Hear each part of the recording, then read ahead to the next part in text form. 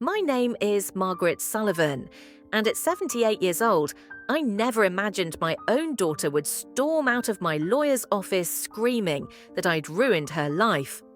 The family meeting about my will should have been a simple formality after my recent health scare. Instead, it became my ultimate response to years of being treated like furniture in my own home. I still remember the day she threw my precious photo albums in the garbage, calling me a burden who was cluttering her perfect life. But what Patricia didn't know was that every cruel word, every dismissive gesture was carefully documented by someone who had built an empire from nothing. Before I reveal what made her face turn from smug confidence to pure shock, let me take you back to where this all began. Let me know where you're watching from in the comments below, and hit that like button if you've ever been made to feel invisible by someone who should have cherished you. Trust me, this story will give you hope that justice sometimes comes when least expected. The conference room at Henderson and Associates law firm was supposed to be neutral territory that Tuesday morning. My grandson Michael had driven me there, his hand steady on my elbow as we entered the mahogany-paneled room. Patricia arrived 15 minutes late, as usual, her expensive shoes clicking impatiently on the marble floor. She didn't even glance in my direction, too busy scrolling through her phone to acknowledge the woman who had given her life. "Can we make this quick?" she said, not looking up. "I have a spa appointment at noon." Attorney Henderson cleared his throat, adjusting his wire-rimmed glasses. "Mrs. Sullivan has asked us to gather here today for an important announcement regarding her estate planning." That got Patricia's attention. Her perfectly manicured fingers finally set down the phone, and she leaned forward with sudden interest. "Estate planning? Mother, you're being dramatic. The doctor said you're fine." "Yes, I am fine," I replied calmly, "which is why I wanted to handle this while I'm of sound mind and body." What happened next would replay in my mind for months to come. As Attorney Henderson read through the carefully crafted document, I watched Patricia's expression transform from bored indifference to confusion, then to disbelief, and finally to pure rage. The woman who had spent 2 years treating me like an unwanted houseguest was learning that actions have consequences. "This is insane," she shrieked, jumping to her feet. "You can't do this to me. I'm your daughter." "Yes," I said quietly, meeting her furious gaze. "You are my daughter, which is why your betrayal cut so deeply. But I'm getting ahead of myself. To understand why I made the decision that left Patricia breathless with fury and Michael tearfully grateful, you need to know the whole story. You need to understand how a mother who would have given her life for her children ended up changing her will to teach her daughter the lesson she desperately needed to learn. Growing up in small-town Vermont during the Depression, I learned early that nothing in life comes free. My parents, Harold and Rose McKinney, ran a modest general store where I swept floors and stocked shelves from the age of 7. We weren't poor, but we weren't rich either. What we had was something more valuable: dignity, work ethic, and love for each other. I met my husband, Thomas Sullivan, at a church social in 1963. He was a carpenter with calloused hands and kind eyes who made me laugh until my sides hurt. We married within 6 months and built our life together one careful decision at a time. While other couples bought fancy cars and took exotic vacations, we saved every penny, invested wisely, and slowly built what would become a small real estate empire in Burlington. We had 2 children, Patricia, born in 1965, and David, who arrived 3 years later. From the beginning, they were as different as silk and denim. Patricia loved pretty dresses and tea parties, always concerned with appearances. David preferred building blocks and helping his father in the workshop. I loved them both fiercely. But even then, I noticed Patricia's tendency to value things over people. Thomas and I worked ourselves to the bone to give our children opportunities we never had. I cleaned office buildings at night while Thomas took on extra construction jobs. We bought our first rental property in 1972, a rundown duplex that we renovated ourselves. By the time the children were teenagers, we owned 12 properties across Burlington, all paid for through sweat and sacrifice. "Remember where you came from," I would tell my children as I served dinner after another long day. "Money is just a tool. Family is wealth." David understood. He worked summers with his father, learning carpentry and the value of honest labor. But Patricia, she seemed embarrassed by our working-class roots, always wanting designer labels and fancy things her classmates had. When she was 16, I overheard her telling a friend that her father was a property developer rather than a carpenter who had worked his way up. The differences became more pronounced as they grew older. David went to State College, studied business, and joined us in managing the properties. He married a lovely girl named Sarah, a nurse who understood the value of hard work. They gave us 2 wonderful grandchildren, Michael and Emma. Patricia, on the other hand, insisted on an expensive private college, where she studied art history and met Richard Winters, heir to a manufacturing fortune. Their wedding cost more than Thomas and I spent on our first house. She moved into Richard's world of country clubs and charity galas, slowly distancing herself from her blue-collar parents. When Thomas died of a heart attack in 2010, Patricia arrived at the funeral in a limousine, stayed for exactly 2 hours, and left before the reception. "I have commitments," she said, air-kissing my cheek. David stayed for a week, helping me sort through Thomas's things and making sure I was okay. That should have been my first real warning sign. But a mother's heart is endlessly forgiving, always hoping for change that never comes. The first Christmas after Thomas died was when I truly began to see Patricia for who she had become. I had invited both my children and their families to the old house in Burlington, the same 4-bedroom colonial where they'd grown up. David's family arrived early, arms full of homemade cookies and presents wrapped in cheerful paper. Patricia showed up 3 hours late with a store-bought pie and complaints about traffic. "Mother, this house is so dated," she announced, running a finger along my kitchen counter with visible distaste. "When are you going to sell this place and move somewhere more appropriate?" "This is my home," I replied quietly, watching her 6-year-old daughter Sophia track mud across my clean floors without Patricia saying a word. "It's worth at least $500,000 in this market," Patricia continued, oblivious to my feelings. "You could get a nice condo, something easier to maintain." What she really meant was something that would require less of her time and attention. Since Thomas's death, Patricia's visits had become increasingly rare and always seemed to revolve around discussing my assets and estate planning. The pattern continued for the next 2 years. She would call once a month, conversations that invariably turned to money. "How are the rental properties doing, Mother? Have you thought about liquidating some assets? Richard knows an excellent financial advisor who could help maximize your portfolio." Never once did she ask how I was feeling.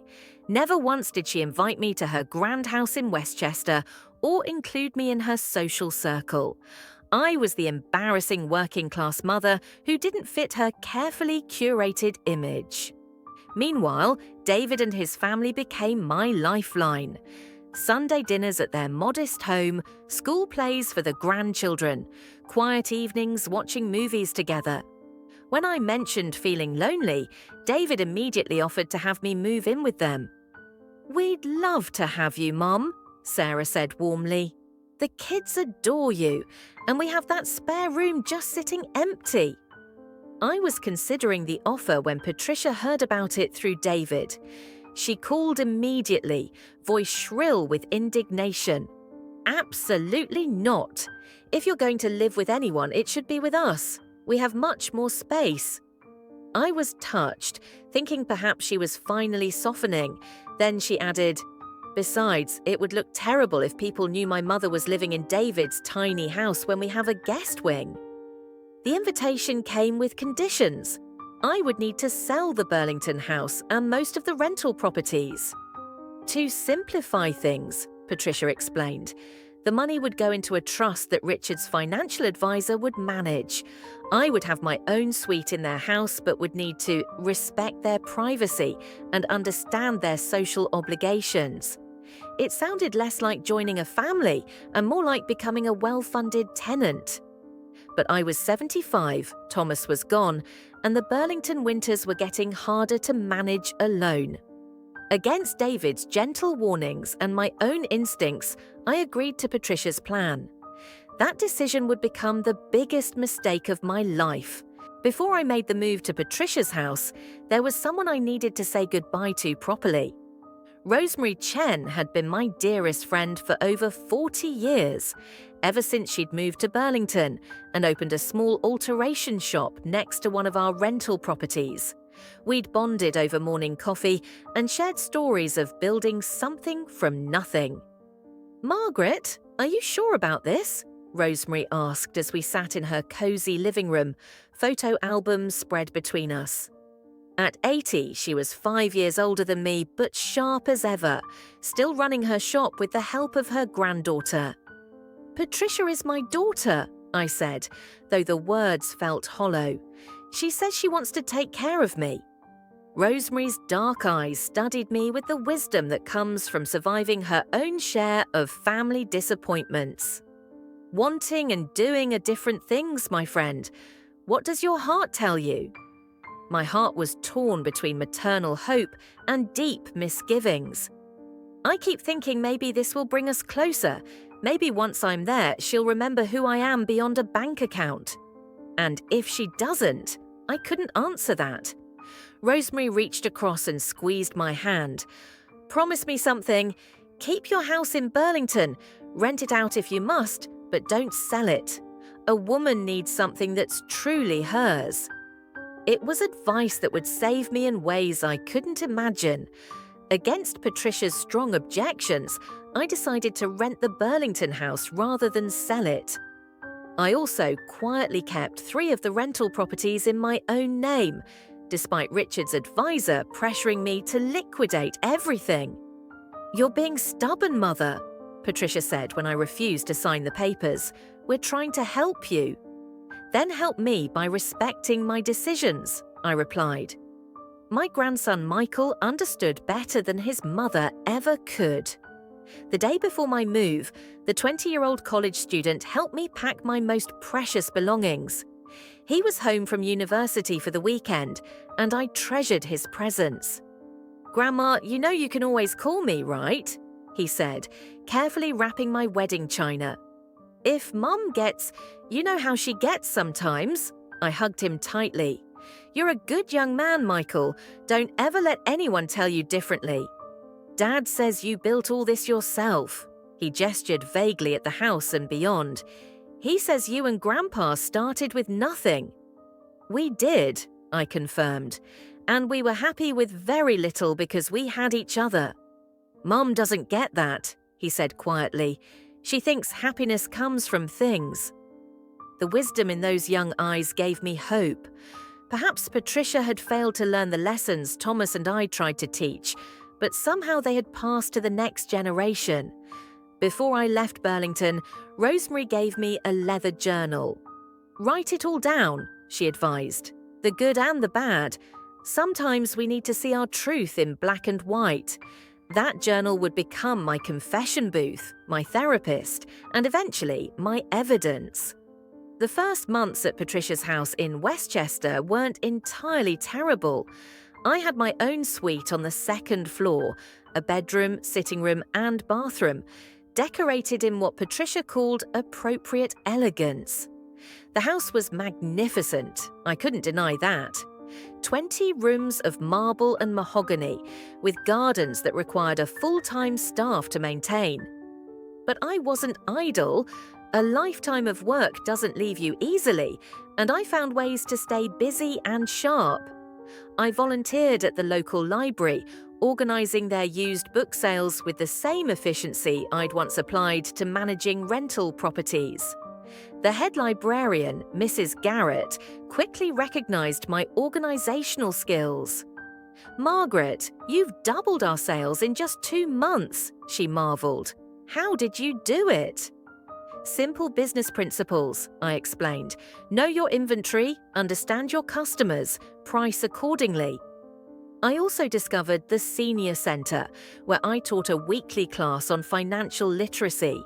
Many of the attendees were widows who, like me, had suddenly found themselves needing to understand investments and estate planning. Teaching them reminded me of my own strength and knowledge.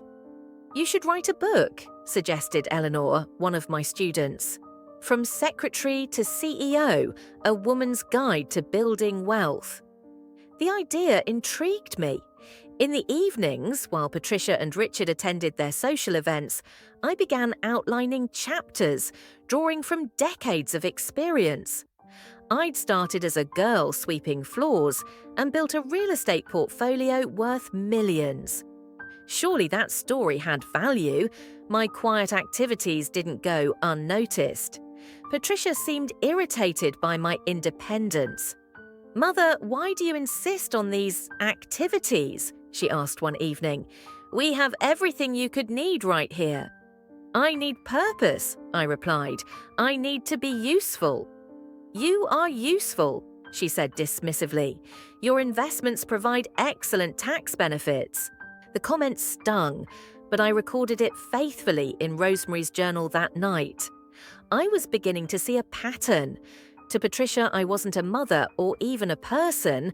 I was a financial asset to be managed. Meanwhile, I stayed connected to my real family.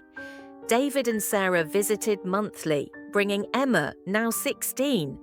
Michael came even more frequently when he was home from college, sometimes just to do homework in my sitting room while I read. "It's peaceful here," he explained. "Mum and Dad are always arguing about money." This was news to me. Patricia and Richard presented such a perfect facade, I hadn't realised there were cracks beneath the surface. Through careful questions, I learned that Richard's family business wasn't doing well. They were maintaining their lifestyle through credit and careful juggling. The Grand Dame of Westchester was living on borrowed time and borrowed money. No wonder Patricia had been so eager to have me move in. No wonder she pushed so hard for me to liquidate my assets. She didn't want to take care of me. She wanted access to what Thomas and I had built. The realization should have broken my heart. Instead, it ignited something in me.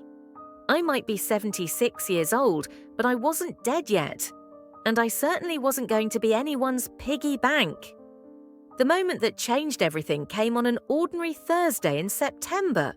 Patricia was hosting one of her charity luncheons, elaborate affairs where wealthy women pretended to care about causes while actually networking and gossiping.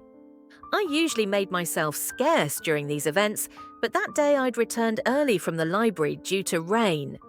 I entered through the side door, hoping to reach my suite unnoticed. As I passed the powder room, I heard Patricia's voice carrying clearly through the partially open door. She was speaking to someone on the phone, probably thinking she had privacy. "No, Richard, I told you. She won't sign anything over yet. The old bat is being stubborn." "Yes, I know we need the money by December. Well, what do you want me to do, forge her signature?"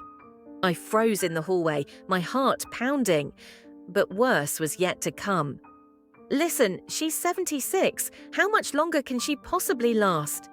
We just need to be patient. No, David doesn't know about our situation. He still thinks we're rich. Of course I'm being nice to her." I smile, I nod, I pretend to care about her boring stories. "What more do you want?" The sound of heels clicking meant she was pacing. I should have moved, but I was rooted to the spot. She's got at least 12 properties, plus the investment accounts. We're talking millions, Richard. Millions that are just sitting there while that burden lives in our house, eating our food, taking up space. Yes, burden. What else would you call her? She doesn't fit in here. Last week, Mrs. Vanderbilt asked if she was the new housekeeper. Patricia laughed at this, a cruel sound that cut through me like a blade. Once we get power of attorney, we can start liquidating assets. She'll never know the difference. We'll tell her it's for her own good, simplifying her estate. The photo albums? God, she has boxes of that junk cluttering up the suite. I'm thinking of just tossing them. Who needs pictures of dead people? I must have made a sound, because suddenly the door flew open. Patricia stood there, phone in hand, her face cycling through surprise, guilt, and then defiance. "Mother, I didn't know you were home." "Evidently," I said, my voice surprisingly steady. She ended the call without saying goodbye. "How much did you hear?" "Enough." For a moment, neither of us spoke. Then Patricia's expression hardened, the mask finally dropping completely.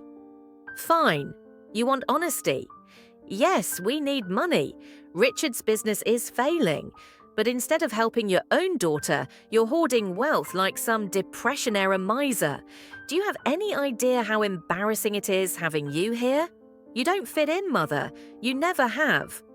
"I'm sorry I'm such a burden," I said quietly. "You are," she exploded. "You've always been an embarrassment. The working-class mother who doesn't know which fork to use. The woman who thinks volunteer work at a library matters. God, even your clothes scream discount store." Each word was a dagger, but I stood tall. "Is that really how you see me?" "It's how everyone sees you," she sneered. "Now, are you going to help us or not?" "I need to think," I said, turning toward the stairs. "You do that," she called after me. "Think about who's taking care of you in your old age." That night, alone in my suite, I cried as I hadn't since Thomas died. Not gentle tears, but body-shaking sobs that left me exhausted and hollow. The daughter I'd birthed, nursed through fevers, taught to ride a bike, and loved unconditionally saw me as nothing more than an inconvenience and a bank account. I called Rosemary, needing to hear a friendly voice. It was late, but she answered on the second ring. "Margaret, what's wrong?" Through tears, I told her everything. The overheard conversation, Patricia's cruel words, the revelation about their financial troubles. Rosemary listened without interrupting, making soft sounds of sympathy. "I failed as a mother," I whispered. "How did I raise someone so heartless?" "You didn't fail," Rosemary said firmly. "Some people choose their path despite how they're raised. Patricia made her choices. The question now is, what are you going to do?" I stared around the elegant prison of my suite. "I don't know. I'm 76 years old. Where would I go?" "You still have the Burlington house. You have friends here. You have David and his family. You have options, Margaret. You've always had options. You just need to remember that." After we hung up, I sat with my journal and wrote everything down, every cruel word, every revelation. As I wrote, something shifted inside me. The tears dried. The self-pity evaporated. In its place, a familiar feeling emerged, the same determination that had driven me to build a business empire from nothing. The next morning, I found Patricia's housekeeper, Maria, packing boxes in the hallway outside my suite. "What are you doing?" I asked. Maria looked uncomfortable. "Mrs. Winters asked me to clear some space. She said these boxes of photos were just cluttering things up. My photo albums. Decades of memories. Pictures of Thomas, of my parents, of Patricia and David as babies. The visual history of a life lived fully. Where is she having you take them?" "To the trash, Senora. I'm sorry." "No," I said firmly. "Leave them." I found Patricia in her home office, reviewing financial documents. She looked up with irritation. "Mother, I thought we agreed the photographs were taking up too much space." "We agreed on nothing," I said. "Those are my belongings." She sighed dramatically. "Fine, but they need to go somewhere. This isn't a storage facility." "You're right," I said. "It's not, which is why I'll be moving out." Patricia's head snapped up. "What? Don't be ridiculous. Where would you go?" "That's my concern, not yours." "You can't just leave." Her voice rose. "What will people think?" "I imagine they'll think I finally came to my senses." She stood, trying to tower over me, forgetting I'd faced down contractors and tenants for decades. "If you leave, don't expect to come back, and don't expect any help from us when you realize you can't manage on your own." "Patricia," I said calmly, "I haven't expected anything from you in years. I've simply been too foolish to admit it." The war was declared. Now I needed to plan my campaign. Moving out of Patricia's house at 76 wasn't easy, but I'd done harder things in my life. I called David first, and he immediately drove down from Burlington with Sarah and a rental truck. "I knew this would happen," he said, hugging me tightly. "I'm just glad you're getting out now." Patricia watched from her doorway as we loaded my belongings, her face a mask of cold fury. She'd tried various tactics over the past week: guilt, anger, even sending Richard to talk sense into me. Nothing worked. I was done being manipulated. "You're making a huge mistake, Mother," she called out as I carried a box of the treasured photographs she'd tried to discard. "When you're alone and need help, don't come crying to us." Michael appeared then, having driven up from his university to help with the move. "I'll visit you, Grandma," he said loudly, shooting his mother a defiant look. "Every week if you want." Patricia grabbed his arm. "You will do no such thing." "I'm 21, Mum. You can't stop me." He pulled free and helped me with the box. I moved back into my Burlington house, which my tenants had recently vacated. The familiar rooms welcomed me home. Yes, it needed updating. Yes, it was more maintenance than a condo, but it was mine, built with love and honest work. The first months were an adjustment. I'd grown soft in Patricia's luxurious prison, letting others cook and clean for me. Now I relearned the rhythm of managing my own life. I hired a local girl, Jenny, to help with heavy cleaning once a week, but otherwise maintained my independence.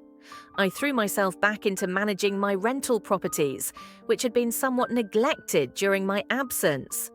I visited each one, talking to tenants, assessing needed repairs. My property manager, Tony, was surprised to see me take such an active role again. "Mrs. Sullivan, I've got this handled," he protested as I insisted on reviewing all the books. "I'm sure you do," I replied, "but these are my properties, my responsibility. I've been hands-off too long." I discovered several issues that needed addressing. Maintenance delayed to save money, tenant complaints ignored. Nothing malicious, just the kind of drift that happens without active oversight. I fixed it all, reminding myself that this empire was built on treating people fairly. My health became a priority. I joined the Y, taking water aerobics with women my age who became fast friends. I cooked healthy meals, walked daily, and kept my mind sharp with reading and puzzles. When Patricia predicted I'd fall apart without her care, she forgot that I'd survived the depression, built a business, and raised 2 children. I was tougher than she'd ever be. The hardest part was the silence from Patricia. Weeks turned to months with no contact except angry emails demanding I reconsider my rash decision. I didn't respond. What was there to say? She'd show me who she truly was. But I wasn't alone. David's family embraced me fully. Sunday dinners, grandchildren's events, quiet evenings playing cards. Michael kept his promise, visiting every weekend despite Patricia's threats to cut off his tuition assistance. "Let her," he said during one visit. "I'll take loans like Dad did. I don't want her money if it comes with strings." The apple, it seemed, had fallen far from Patricia's tree. As winter settled over Burlington, I found myself surrounded by more support than I'd ever had in Patricia's mansion. The community I'd built over decades rallied around me in ways that warmed my heart. Rosemary was my first visitor, arriving with homemade soup and sharp observations. "You look 10 years younger," she declared. "That house was aging you." She was right. Away from Patricia's constant criticism and manipulation, I felt lighter. My volunteer work at the library expanded, and Mrs. Garrett asked me to join the board of directors. "Your business acumen is exactly what we need," she explained. "We're facing budget cuts, and you understand how to maximize resources." I accepted immediately. It felt good to have my skills valued rather than exploited. My financial literacy class at the senior centre grew from 5 students to 20. Word spread about the widow who'd built a real estate empire, and suddenly everyone wanted to learn. Eleanor, my most dedicated student, became a dear friend. "You give us hope," she told me after one class. "So many of us feel invisible after our husbands die. You show us we still have power." Jenny, the young woman who helped with cleaning, turned out to be a business student at the local college. She started asking questions about property management, and I found myself mentoring her. "My parents think I should just get married and have kids," she confided. "But I want to build something of my own first." "Then do it," I encouraged. "A woman needs her own foundation." Tony, my property manager, began including me more in decisions, respecting my experience rather than seeing my age as a limitation. Together, we implemented improvements that increased both tenant satisfaction and revenue. But the most unexpected support came from Michael. Despite Patricia's ultimatums, he continued visiting every weekend when he wasn't at school.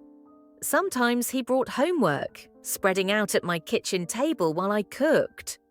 Other times we worked together on property maintenance, me teaching him skills his grandfather would have passed down. "Mum's getting worse," he told me one Saturday in February. "She and Dad are officially separating. The business bankruptcy was the final straw." "I'm sorry to hear that," I said, meaning it. Despite everything, I took no joy in Patricia's struggles. "She keeps ranting about you," he continued. "Says you abandoned the family, that you're selfish. But everyone can see she's the selfish one." "Michael, no, Grandma.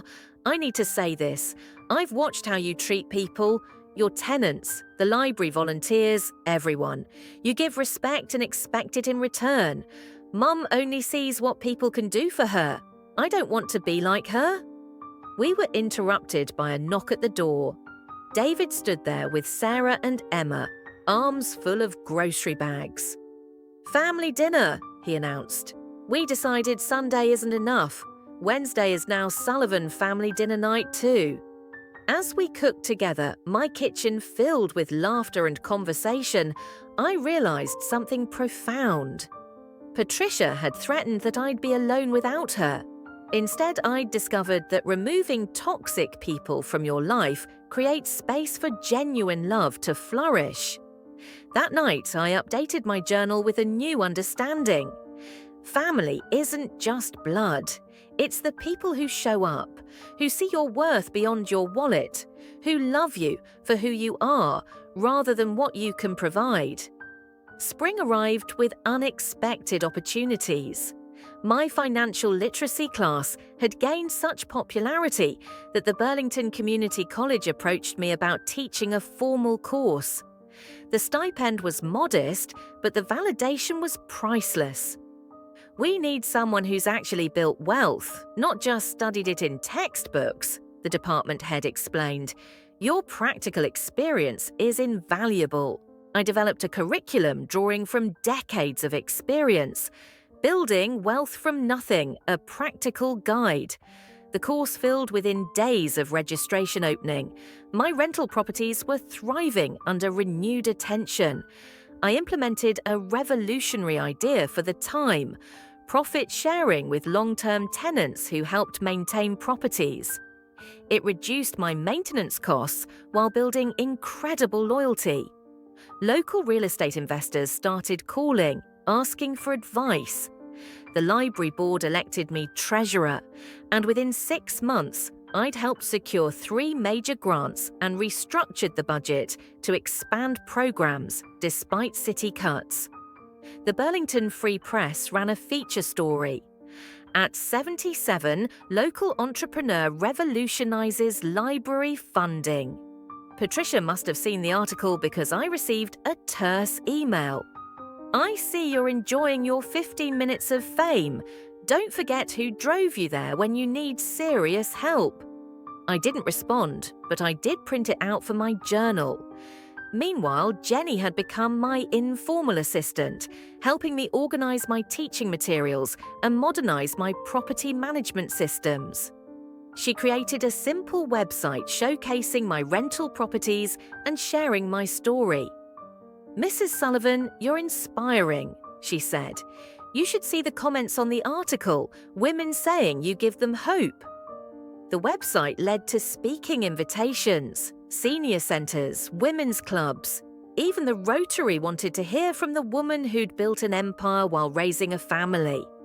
I accepted selectively, always emphasising that success isn't just about money, it's about maintaining your values. Michael started joining me at some events, introducing me with pride that brought tears to my eyes. "My grandmother," he would say, "proof that it's never too late to shine." His support cost him dearly. Patricia followed through on her threat, cutting off his tuition assistance. But David and I had already worked out a solution. I would pay for his education, not as a gift, but as an investment. Michael would work for me during summers, learning property management from the ground up. "I want to earn it," he insisted, "like you and Grandpa did." The boy had become a man, and what a fine man he was. My health improved dramatically. The water aerobics instructor asked me to lead classes when she was sick. My doctor marveled at my blood pressure and energy levels. "Whatever you're doing, keep it up," she said. "You're healthier than patients 20 years younger." What I was doing was living authentically for the first time in years. No more walking on eggshells, no more dimming my light to make others comfortable. I was Margaret Sullivan, entrepreneur, teacher, grandmother, and survivor. By my 78th birthday, I had transformed from Patricia's hidden shame into a recognized community leader. The mayor presented me with a citizenship award for my contributions to Burlington. David's family, Rosemary, my students, and dozens of friends celebrated with me. Only one person was notably absent, the daughter who'd called me a burden. But surrounded by chosen family and genuine friends, I barely noticed the empty chair. The call from Attorney Henderson came on a Thursday morning in October. I'd been having mild chest pains and shortness of breath, nothing dramatic, but enough that my doctor insisted on tests. The results showed I needed a cardiac catheterization, routine at my age, but any heart procedure carries risks. "Mrs. Sullivan," Attorney Henderson said, "given your upcoming procedure, might I suggest we review your estate planning? It's been several years since we updated everything." He was right. My will still divided everything equally between Patricia and David, written when I harboured hope that Patricia might change. That hope had long since died. "I want to make some significant changes," I told him. We scheduled the meeting for the following week. I spent days thinking, praying, and consulting with Rosemary. This wasn't about revenge, it was about justice and ensuring my legacy went to those who would honour it. I also called Michael. Now 22 and in his final year of college, he was mature beyond his years, working part-time with my properties while excelling in his studies. "I need to tell you something," I said. "I'm updating my will, and you should know what's coming." "Grandma, I don't care about—" "Let me finish. Your mother is going to be very angry. I need to know you're prepared for that." He was quiet for a moment. "She made her choice when she tried to throw away your memories. I made mine when I kept visiting you. I'm at peace with it." The meeting with Attorney Henderson was thorough. I left specific amounts to various charities, established education funds for all grandchildren, and created a scholarship at Burlington Community College for women over 50 returning to school. The bulk of my estate, the 12 rental properties and substantial investments, would go to David and Michael, with provisions for Sarah and Emma. For Patricia, I left something more valuable than money, a lesson. "I want to leave her the photo albums," I said, "the ones she tried to throw away, and a letter explaining why that's all she's getting." Attorney Henderson raised an eyebrow, but made notes. "That's likely to be contested." "Let her contest it. I have years of documentation showing her true feelings about me and my assets." The procedure went smoothly, but it scared me enough to call the family meeting. I wanted everything clear while I was undeniably of sound mind. That Tuesday morning in Attorney Henderson's office, Patricia arrived late as always, her once expensive clothing now showing signs of wear. She'd grown thinner, her face showing the strain of divorce proceedings and financial ruin. "Can we make this quick?" she said, not even greeting me. "I have a job interview at noon." Some things never change, though her destination had. Michael sat beside me, steady and calm. David and Sarah were there too, having driven down from Burlington. Patricia's ex-husband Richard was notably absent. Their divorce had been finalized months ago. As Attorney Henderson read through the will, I watched Patricia's transformation. Her bored impatience shifted to confusion when he detailed the charitable donations. Confusion became alarm as he listed what David and Michael would receive. When he reached her portion, the photo albums and nothing more, her face went pale. "This is insane!" she shrieked, jumping to her feet. "You can't do this to me. I'm your daughter." "Yes," I said quietly, "you are my daughter, which is why your betrayal cut so deeply." Patricia's explosion was everything I'd expected and more. "You vindictive witch!" she screamed. "After everything I've done for you." "What exactly have you done for me?" I asked calmly. I gave you a place to live." "You gave me a room in exchange for access to my money. When that didn't work, you called me a burden and tried to throw away my memories." "Those stupid photos? That's what this is about?"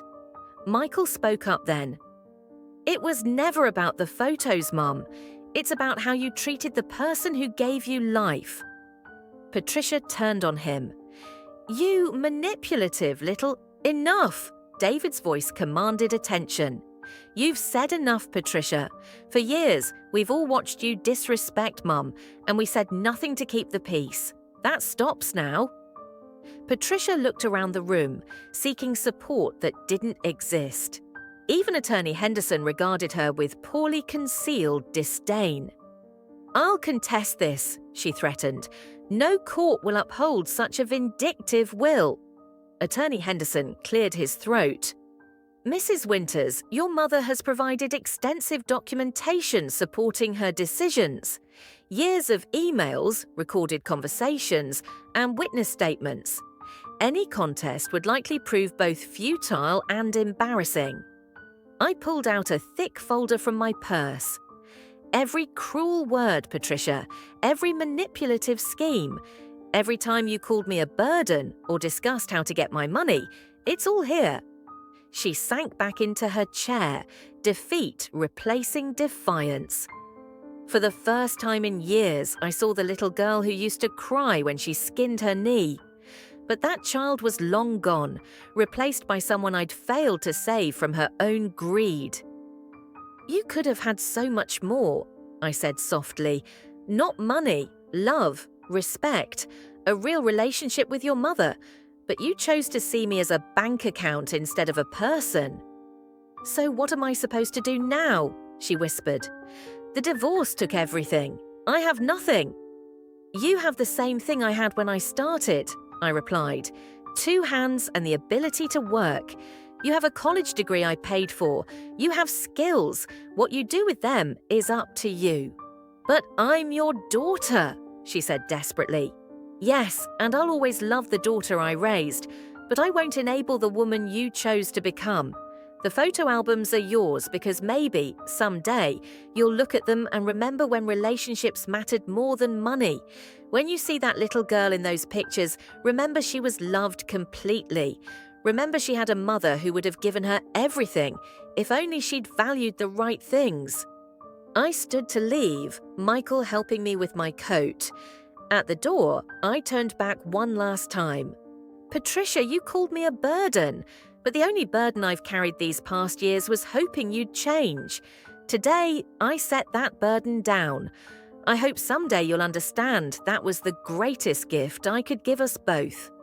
We left her there, surrounded by the ruins of her own making. 6 months later, I received a letter. Patricia had taken a job as an office manager, moved to a small apartment, and started rebuilding her life. She thanked me for the photo albums, saying she looked at them every night. She wasn't asking for money or forgiveness, just wanted me to know she was finally understanding what I'd tried to teach her. I saved the letter but didn't respond. Some bridges, once burned, are better left as ashes. But I hoped, for her sake, not mine, that she would build new ones, stronger and truer than before. Today, at 80, I'm still teaching, still managing properties, still surrounded by the family I chose and the one that chose me back. My wealth hasn't made me happy. The people who see my worth beyond my wallet have. To anyone reading this who's been called a burden, who's been dismissed or used by those who should love you, your value isn't determined by their blindness. Build your life on your terms. Surround yourself with people who see you, not your assets. And never ever apologize for refusing to be anyone's piggy bank or doormat. The greatest inheritance you can leave isn't money. It's the example of a life lived with dignity, purpose, and self-respect. That's worth more than all the properties in Burlington, and it's something no one can ever take away.